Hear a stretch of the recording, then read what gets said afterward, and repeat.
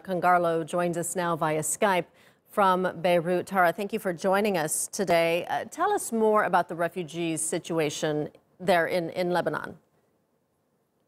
Thank you for having me. I'm actually in the Bekaa Valley, where thousands and thousands of Syrian refugees are living here in Beirut. We're moving into another year of life for these people who are displaced and in many cases have no status. The report you saw was, of course, on Turkey. But with regards to Syrian refugees here in Lebanon, I have to say that the living conditions is completely different.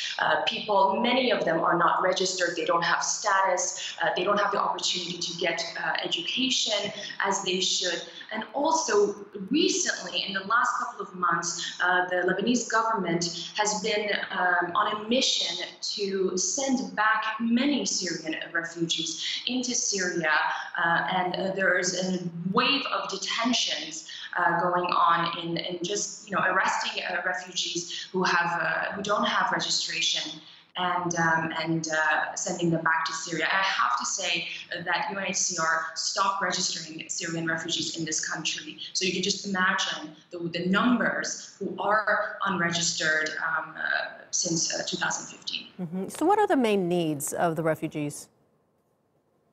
I think that's a very good question, but a broad question. If we're focusing on the Syrian refugees' main needs, we're at a point that the gap between their livelihood and their conditions and that of the host community needs to be bridged. Turkey is a good example. Jordan is a good example. They have the support system from UNHCR and UN agencies and the government to bridge these gaps and assimilate the refugee community within the host society, whereas Lebanon is incredibly different. There are no official refugee camps in Lebanon. There is no method in place by the government to assimilate the refugees in the country. And that's in a way understandable. Lebanon is a small country of over 5 million with over 2.5 million refugees, including the Palestinians. So there is a massive refugee fatigue. The host community is as vulnerable as the refugee community. And if you look at conflict zones and areas that are most vulnerable, the best solutions come often from grassroots organizations and smaller NGOs. For example, right now I'm here at an organization called MAPS. They are an NGO run and operated by Syrian refugees that are capable themselves professionally to support their community.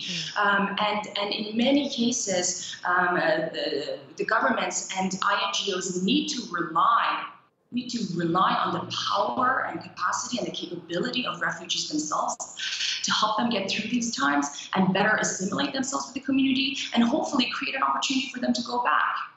Mm-hmm. Why should the world pay attention to refugees in Lebanon, but also not in Lebanon, throughout the world? We have almost 71 million people displaced worldwide.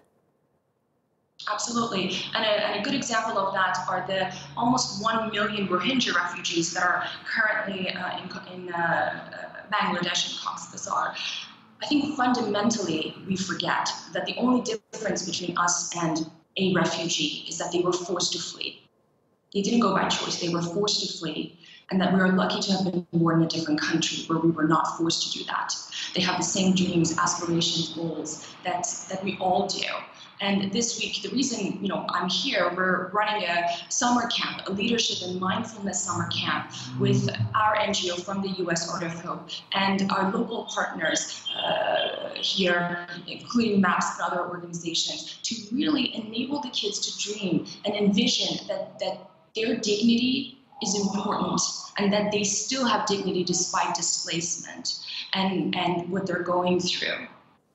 I think that's the key takeaway here. What many people forget is that these people had no other choice and they were forced to flee. Tara Kangarlou, thank you for joining us today.